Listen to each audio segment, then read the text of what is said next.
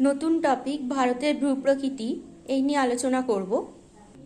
ভারতের ভূপ্রকৃতির মধ্যে হিমালয় সম্পর্কে কিছু গুরুত্বপূর্ণ বিষয় এই নিয়ে আলোচনা করব। তেতিস হিমালয় বা তিব্বত হিমালয়, এর সর্বোচ্চ শৃঙ্গ হলো গডিউন অস্টিন বা কেটু, আর দীর্ঘতম হিমবাহ হলো সিয়াচেন।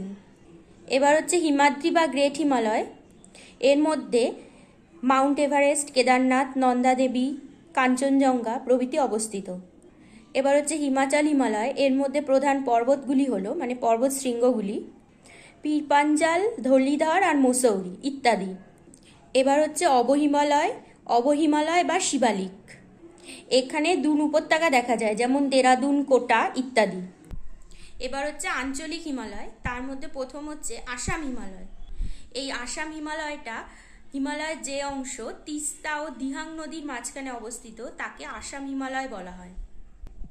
এবার হচ্ছে পাঞ্জাব বা কাশ্মীর হিমালয়ের যে অংশটি সিন্ধু ও শতদ্রু নদীর মাঝখানে অবস্থিত তাকে বলে পাঞ্জাব বা কাশ্মীর হিমালয়।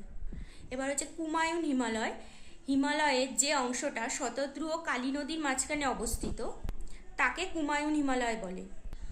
এবার হচ্ছে নেপাল হিমালয়ের যে অংশটা কালী নদী ও তিস্তা নদীর মাঝখানে অবস্থিত তাকে নেপাল হিমালয় বলে। এই ছিল ভারতের ভূপ্রকৃতি নিয়ে সংক্ষিপ্ত আলোচনা। ভিডিওটা যদি তোমাদের ভালো লেগে থাকে অবশ্যই লাইক অ্যান্ড সাবস্ক্রাইব করতে ভুলো না। Thank you.